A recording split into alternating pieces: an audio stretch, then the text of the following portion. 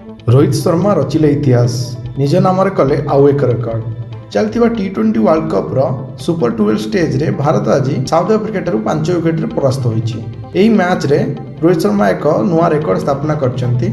T20 world cup रे सबुठारू अधिका match खेलिबा तालिका रे सी एबे शीर्ष स्थान रे अछंती।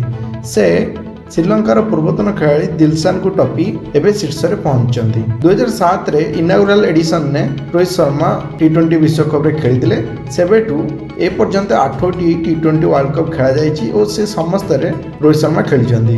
रोहित शर्मा ए पर्यंत T20 वर्ल्ड कप रे 36टी मैच खेली। दिलशान 35टी मैच खेली। दिलशान को तले अछंती वेस्टइंडीज रो ड्वेन ब्रावो, तांको तले अछंती पाकिस्तान शाहिद आफरीदी, उभय 34 लेखा मैच खेली। तांको तले अछंती ऑस्ट्रेलिया रे डेविड वार्नर जे भी एबे भी खेलुचंती और तांकर भी चांस अछि ए लिस्ट रे ऊपर को आसिया पई।